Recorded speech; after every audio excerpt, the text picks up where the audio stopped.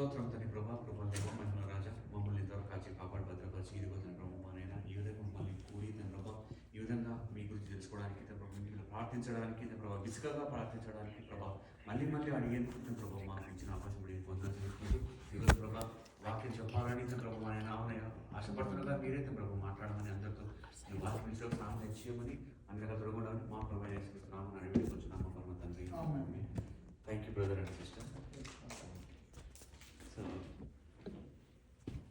ఈరోజు message title ఏంటంటే from road side to road, from road side to on road. So ఎక్కడో road side ఉన్న ఒక వ్యక్తి రోడ్డు మీదకి వచ్చాడు. So then he's going forward. అది ఈరోజు మన మెసేజ్ టైటిల్. సో మనం ఎప్పుడైనా ఫీల్ అయ్యామా, సో ఏంటి నా లైఫ్ ఇలానే ఉండింది, so there is no progress, అసలు నేను ఫార్వర్డ్ అవ్వట్లేదు, అలానే స్టక్ అయిపోయాను. తర్వాత ఎప్పుడైనా అనుకున్నాము మనము ఏంటి నేను చాలా జాబ్స్కి అప్లై చేశాను కానీ ఒక్క జాబ్ కూడా రావట్లేదు, నాకు నో బడీ ఈజ్ కాలింగ్ మీ బ్యాక్ అని అనుకున్నామా. తర్వాత కూడా అనుకుంటాం మన కుటుంబ పరిస్థితులు మారలేదు, ఏంటి అలానే ఉండిపోయాయి, అడుగుతూనే ఉన్నాము, బ్రదర్ చెప్పినట్టుగా అడుగుతూనే ఉన్నాము కానీ ముందుకు వెళ్ళట్లేదు. సో దాన్ని తీసుకొని ఇప్పుడు మనం ఏమవుతుంది అలా ప్రార్థిస్తూ ఉన్నప్పుడు, అడుగుతూనే ఉన్నప్పుడు మనకేమో ఒక బాధ అవుతుంది, అక్కడే స్టక్ అయిపోయాము. ఏంటి అనే పరిస్థితులు మనకు చాలాసార్లు ఎదురవుతూ ఉంటాయి, అనుకుంటూనే ఉంటాం. అలాగే బైబిల్లో భర్తమయి అనే బ్లైండ్ ఆయన, గుడ్డి ఆయన ఎన్నో సంవత్సరాలుగా రోడ్డు సైడ్న ఉంటాడు. ఎన్నో సంవత్సరాలుగా ఉంటూ ఎన్నో సంవత్సరాలుగా అట్లనే ఉంటాడు. నేను అనుకుంటాను ఖచ్చితంగా ఆయన పుట్టుకతోనే గుడ్డివాడు అయింటాడు అనిపిస్తుంటుంది. తర్వాత ఆయన జీవనాధారం ఏంటంటే బెగ్గింగ్. ఆయన పరిస్థితి రోడ్డు పక్కన ఉంటాడు, తర్వాత తన జీవనాధారం బెగ్గింగ్, కళ్ళు కనపడవు, బెగ్గింగ్. అలాంటి ఆయన ఒకానొక రోజు జీసస్ గురించి వింటాడు. జీసస్ గురించి వింటి ఇది ఇంకా సమయం, నాకు ఇంకా వేరే అవకాశం రాదు, ఖచ్చితంగా నేను ఇక్కడి నుంచి వెళ్ళిపోవాలి, ఆయనతో మాట్లాడాలి అని ఒక హోప్తో అక్కడికి వెళ్తాడు. ఆ చిన్న ఇన్సిడెంట్ మనం ఈరోజు చివరకు ఆయన కలుస్తాడు, ఆయనతో మాట్లాడతాడు. తర్వాత ఆ సైడ్లో ఉన్న రోడ్ సైడ్లో ఉన్న ఆయన రోడ్డు మీదకి వచ్చేసి జీసస్ని ఫాలో అవుతాడు. అది మిరాకిల్. రోడ్ సైడ్లో ఉన్న ఆయన రోడ్డు మీదకి వచ్చేసి జీసస్ని ఫాలో అవుతాడు. అదనమాట. ఇది మనము ఈరోజు గురించి తెలుసుకోబోతున్నాం. సో అదే టైటిల్ ఏంటంటే from road side to on road. So అదనమాట మన టైటిల్. ఒకసారి మార్కు సువార్త 10వ అధ్యాయము 46 నుంచి 52 వరకు చూసుకుంటే, మార్కు సువార్త 10వ అధ్యాయము 46 నుంచి 52 వరకు నేను చదువుతాను. ఆయన తన శిష్యులతోనూ బహుజనముతోనూ ఎరుకో నుండి బయలుదేరి వచ్చుచుండగా తీమయ్య కుమారుడకు భర్తమయ్యి అని గుడ్డి భిక్షకుడు త్రోవ పక్కన కూర్చుండేను. 47 ఆయన నజరేయుడైన యేసు అని వాడు విని, ఐమ్ స్ట్రెస్సింగ్ దేర్, యేసు అని వాడు విని, దావీదు కుమారుడా యేసు నన్ను కరుణింపమని కేకలు వేయ మొదలుపెట్టాను. ఊరకుండమని, ఐమ్ స్ట్రెస్సింగ్ అగైన్, ఊరకుండమని అనేకులు వారిని గద్దించిరు కానీ వాడు దావీదు కుమారుడా నన్ను కరుణింపని మరీ ఎక్కువగా కేక వేశాను. ఐమ్ స్ట్రెస్సింగ్ అగైన్, మరీ కేక వేశాను. అప్పుడు యేసు నిలిచి వాని పిలువుడని చెప్పగా వారు ఆ గుడ్డివాడిని పిలిచి, ధైర్యం తెచ్చుకొను, ఆయన నిన్ను పిలుచుచున్నాడు, లెమ్మని వానితో చెప్పిరి. అంతటా వాడు బట్టలు పారవేసి, ఐమ్ స్ట్రెస్సింగ్ అగైన్, బట్టలు పారవేసి దిగ్గున లేచి యేసు నొద్దకు వచ్చాను. యేసు నేను నీకేమి చేయగోరుచున్నావు అని వాడిని అడగగా, స్ట్రెస్సింగ్ అగైన్, ఆ గుడ్డివాడు బోధకుడా నాకు దృష్టి కలగ చేయమని ఆయనతో నేను. అందుకు యేసు నువ్వు వెళ్ళుము, నీ విశ్వాసం నిన్ను స్వస్థపరచెను. వెంటనే వాడు త్రోవను ఆయన వెంట చూపు పొంది వెళ్ళాను. Stressing again. ఇక్కడ జాగ్రత్తగా చూస్తే చిన్న ప్యాసేజే కానీ చాలా మీనింగ్ ఉంది దీంట్లో. చాలా నేర్చుకోవచ్చు. మొదటగా ఏం నేర్చుకోవచ్చు? 46వ వచనం చూసుకుంటే కానీ ఆయనకు చాలా బిలీఫ్ ఉంది. చాలా బిలీఫ్ ఉంది. ఎలా చెప్పగలం చాలా బిలీఫ్ ఉందని? ఎన్నో సంవత్సరాలుగా గుడ్డివాడు, నేను ఇంకా చెప్పినట్టు మొదట చెప్పినట్టు పుట్టుకతోనే గుడ్డోడు అంటాడు. ఆయన పుట్టుకతోనే గుడ్డోడు అంటాడు. ఎక్కడో ఉన్నాడు, ఒక ప్లేస్లో ఉండి, ఎక్కడో చోట ప్లేస్లో ఉండింటాడు. కానీ ఎప్పుడైతే దేవుని గురించి విన్నాడో హీ డిసైడెడ్. ఖచ్చితంగా ఆ సిచ్యువేషన్ ఏంటంటే పస్కా పండుగ జరిగే సందర్భంలో అందరూ వస్తూ ఉంటారనమాట.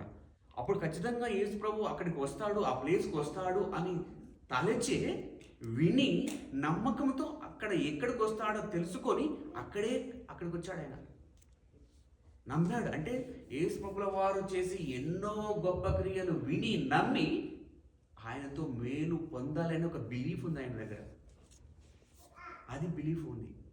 విన్నాడు, తర్వాత నమ్మాడు. తను చూడలేదు. చూపు ఉందా చూడడానికి? లేదు. కానీ విన్నాడు. ఎవరెవరో మాట్లాడుకునేది విన్నాడు. చూడలేదు. తను మిరాకిల్ పొందలేదు. అది విని అక్కడికి వచ్చాడు. మనం కూడా అక్కడే. మన మొర దేవుడు ఎక్కడ వింటాడో అక్కడికే వెళ్ళాలి. మనం ఉన్న ప్లేస్లోనే మనకు మిరాకిల్ జరగవు. దేవుడు మనం ఎక్కడ వాక్యం వినగలము, ఎక్కడ మిరాకిల్స్ పొందగలము అక్కడికే పరిగెత్తాలి. మనం నాకు సమస్య ఉంది అని చెప్పి దేవుని గురించి తెలిసి కూడా అక్కడే ఉండకూడదు. You have to move forward. ఒక ఫెయిత్తో వెళ్ళాలి, ఒక బిలీవ్తో ఉండాలి. ఇక్కడ స్టార్ట్ అవుతుంది. ఫస్ట్ బిలీవ్నెస్ ఉండాలి. నువ్వు చూడలేదు. ఎంతోమంది టెస్ట్ మని చెప్తుంటారు, నువ్వు ఎక్స్పీరియన్స్ అవ్వలేదు, బట్ స్టిల్ అలాంటి టెస్ట్ మోడ్స్ వినడం వల్లే ఫెయిత్ పెరుగుతుంది కదా. అది ఇక్కడ ఏమన్నా ఆయన చూశాడు, గుడ్డి వాడు చూపేలేదు, కానీ బిలీవ్నెస్ ఉంది. ఎందుకు? వేరే వాళ్ళ ద్వారా విన్నాడు. అది విని నాకు మేలు జరగాలి అని చెప్పి అక్కడికి వెళ్ళి కూర్చున్నాడు. ఎక్కడో కాదు కూర్చునేది. ఆయన వస్తాడు అని తెలిసి అక్కడికి వెళ్ళి కూర్చున్నాడు. ఉద్దేశంతో కూర్చున్నాడు. అది యాక్సిడెంటల్గా కాదు. అది తర్వాత ఇంకో రెండోది చూసుకుంటే సో అతనికి హోప్ ఉంది, అక్కడ ఒక బిలీఫ్ ఉంది. తర్వాత రెండవ చూసుకుంటే ఏం నేర్చుకోవచ్చు ఈ ప్యాసేజ్ నుంచి? రెండవ చూసుకుంటే కదా, వ్యక్తిగత అవసరాలు గుర్తించడం. మనకందరికీ అవసరాలు ఉంటాయి. తర్వాత అది గుర్తించిన తర్వాత ఆయన ఊరుగానే ఉండలేదు. దానికంటే ముందు 46 వచనం చూసుకుంటే కదా, 46 చూసుకుంటే కదా, 46 నుంచి చదువుతాం మళ్ళీ. ఆయన తన శిష్యులతోనూ బహజనముతోనూ ఎరుకో నుండి బయలుదేరి వచ్చుచుండగా తీమయ్య కుమారుడు భర్తమై అని గురుడ్డి భిక్షకుడు త్రోవ పక్కన కూర్చుండేను. అది 46. 47 సో తన అవసరాలు ఎరగాలి. మన అవసరాలు మనం తెలుసుకోవాలి. తెలుసుకొని ఊరికే ఉండాలి లేదు. దేవునికి మొరపెట్టాలి. ఖచ్చితంగా మొరపెట్టాలి. మన అవసరం మనం తెలుసుకోవాలి. ఎవరికో తెలియదు వేరే వాళ్ళ అవసరాలు. ఇక్కడ ఆయనకే తెలిసింది ఆయన అవసరం ఏంటి అనేది. తర్వాత ఊరికినే ఉన్నాడా? ఈ షౌటింగ్ ఏమంటున్నాడు? దావీదు కుమారుడా అని గట్టిగా అడుస్తున్నాడు. ఈ shouting to get Jesus attention.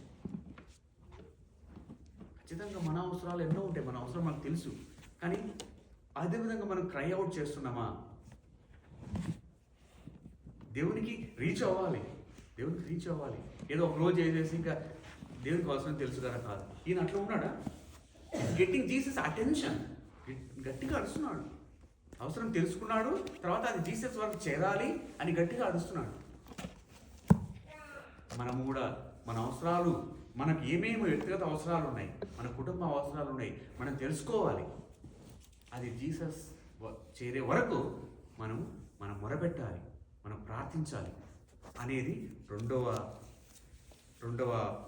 స్టెప్గా మనము రెండవ లెర్నింగ్ పాయింట్గా లెసన్గా మనం గుర్తించవచ్చు. చూడండి 47లో చూసుకుంటే కనుక 47 నేను చదువుతాను. ఏమనుంది అక్కడ 47లో? ఈయన నజరేయుడైన యేసు అని వాడు విని, దావీదు కుమారుడా యేసు నన్ను కరుణింపుమని కేకలు వేయ మొదలుపెట్టాను. అడుస్తున్నాడు కదా, నన్ను కరుణింపుము అని పిలవడం మొదలుపెట్టినాడు. సో అది మనం కూడా క్రై అవుట్ చేయాలి మన అవసరాల కోసం. తన అవసరాలు ఎరిగాడు, అలాగే కరుణింపుమని అడుగుతున్నాడు. అదేవిధంగా మనం కూడా మొరపెట్టాలి. తర్వాత తర్వాత ఇక్కడ మూడవ లెర్నింగ్ పాయింట్ ఏమని చెప్పొచ్చు అంటే పట్టుదలతో నిలకడగా ప్రార్థించాడు. పట్టుదలతో నిలకడగా ప్రార్థించాడు. ఇక్కడ చూసుకుంటే కన్నా చాలా మంది 48వ వచనంలో నువ్వు ఊరికే ఉండు నీకెందుకు అని అన్నారు. చదివితే కన్నా 48లో అప్పుడు చూడు ఏమన్నారంటే అప్పుడు కేకులు వేయ మొదలు పెట్టారు. ఊరుకుండమని అనేకులు వాడిని గద్దించింది, కానీ వాడు దావీదు కుమారుడు నన్ను కనుక మరీ ఎక్కువగా కేకలు వేశాడు. మనకు చాలా డిస్ట్రాక్షన్స్ ఉంటాయి. ఇక్కడ చాలా మంది ఆయన డిసప్పాయింట్ చేశారు.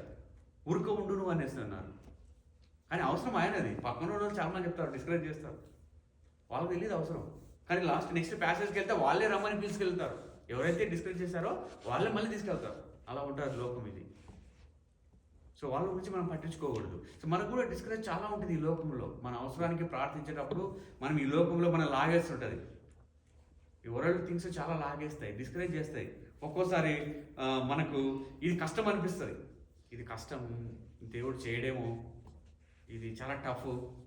ఇంకా కొంతమంది అంటారు, నీ ప్రాబ్లం తెలిసిన వాళ్ళు ఇంకా దేవుని వదిలేసి లోకమైనటువంటి సలహాలు తీసుకో, లోకం ఇచ్చేటువంటి ప్రయత్నాలు చెయ్యి అంటుంటారు. మన గురించి ఎవరైనా ప్రాబ్లం చెప్పినాం అనుకో, ఇది దేవుడు చేయలేడు, లేకపోతే ఇది అసాధ్యము, ఇంకా ఉంటాయి కదా లోకంలో ఉండే ప్రయత్నాలు ఉంటాయి కదా, ఆ ప్రయత్నం చేయి.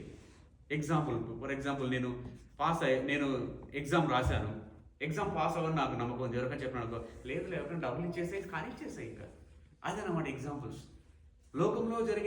లోకంలో దొరికే ప్రయత్నాలు ఉన్నాయి కదా, దాంతో సరిపోర్ట్ చేసేయి, నీ అవసరం తీర్చేసుకో. ఇలాంటివి కూడా వచ్చేస్తుంటాయి మనకు. అది కాదనమాట. సో ఎలాంటి మనకు మనం డిస్ట్రాక్ట్ చేసేస్తాయి, ఇది కష్టమని, తర్వాత లోకంలో వచ్చే మార్గాలు ఎన్నుకొని నీ అవసరం తీర్చేసుకో అని ఈ లోకపు ఆశలు, ఎనీథింగ్ చాలా ఉన్నాయి లోకపు ఆశలు. అవన్నీ మనం డిస్ట్రాక్ట్ చేయొచ్చు. అప్పుడు ఏం చేయాలంటే ఇంకా గట్టిగా ప్రార్థించాలి మనం. ఈయన అంతేగా చేసింది. వేరే వాళ్ళు ఊరుకో అన్నారు, ఏమన్నాడు ఈయన? లేదు అని ఇంకా గట్టిగా వచ్చాడు. ఇంకా ఏమన్నాడు అక్కడ చదివితే కన్నా పట్టుదలతో ఏమన్నాడంటే, ఇంకా దావీదు కుమారుడా నన్ను కరుణింపు అని మరీ కేకలు ఎక్కువ వేశాడు. సో మన అవసరాలు ఉన్నప్పుడు ఖచ్చితంగా మనమే మొరపెట్టాలి.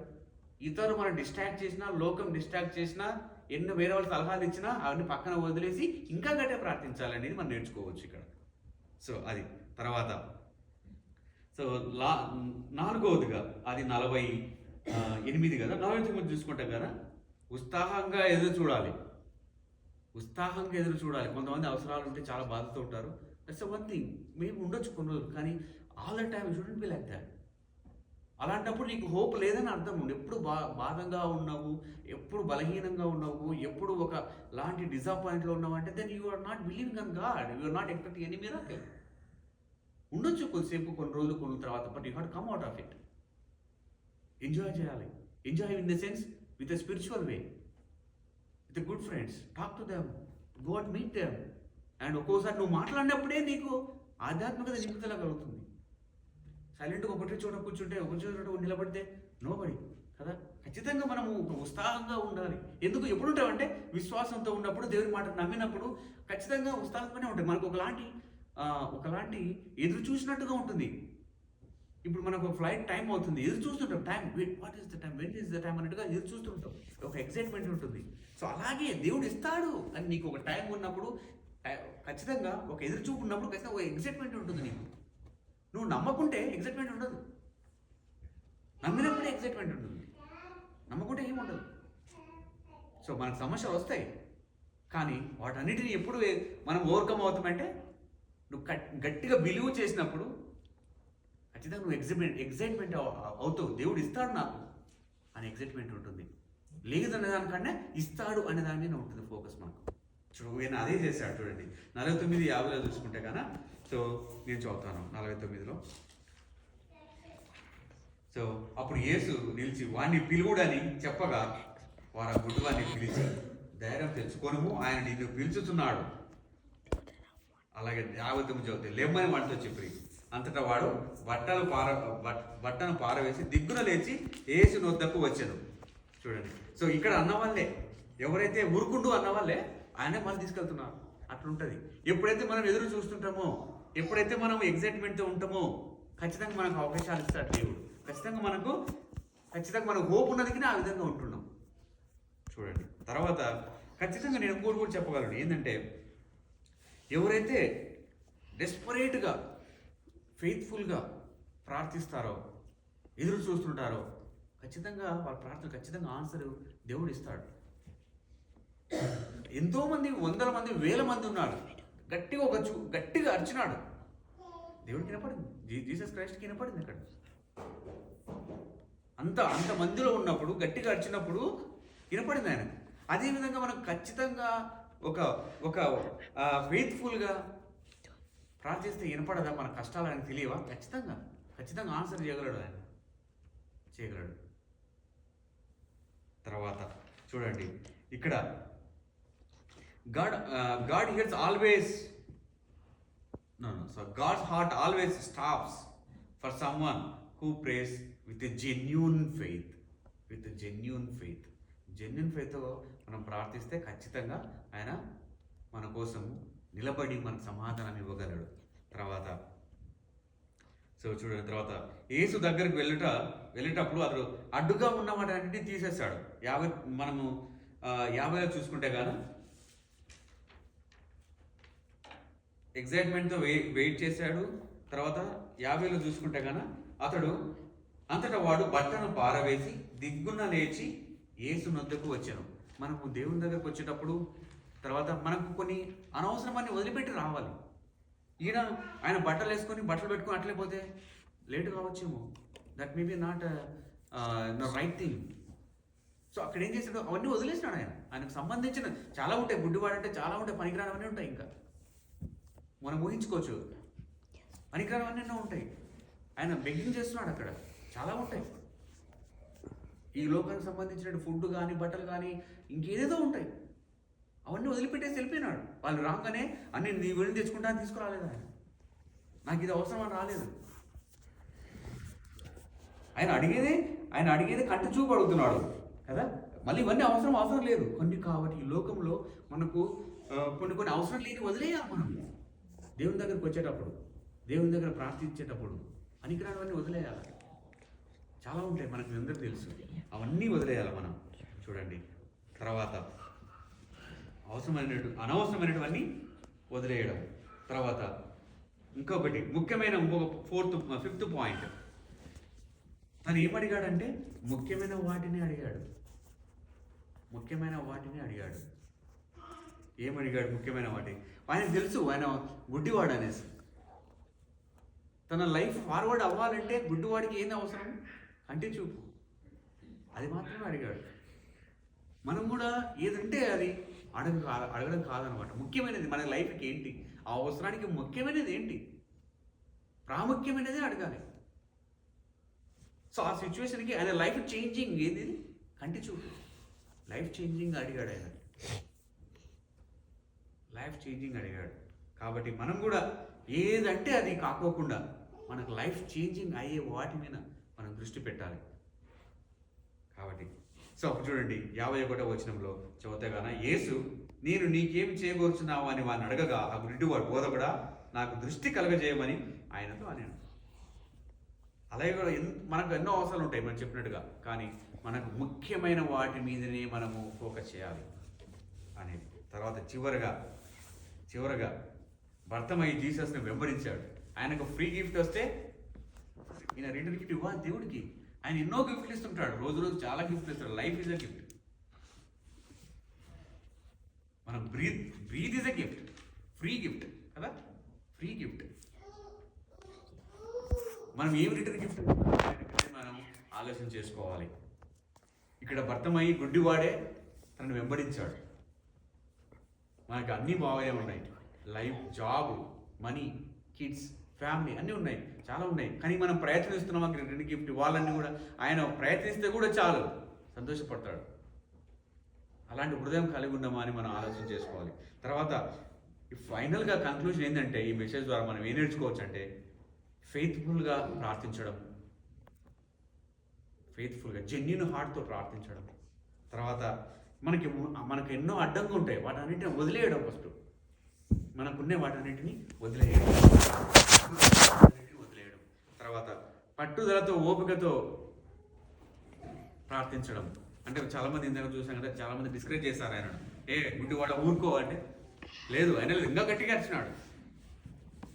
అలాగా మనం కూడా పట్టుదలతో, ఎన్నో సమస్యలు వస్తాయి వరల్డ్ థింగ్స్లో మనకి ప్రార్థించేటప్పుడు సమస్యలు, వాటన్నిటిని వదిలేస్తూ పట్టుదలతో ప్రార్థించాలి.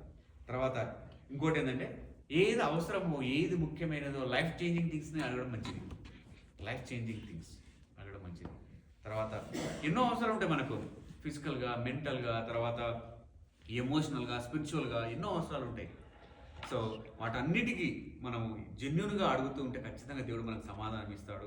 ఇలాంటి హృదయము కలిగి ఉండాలని చిన్న వాక్యం దేవుడు దీవించుకుంటున్నాం.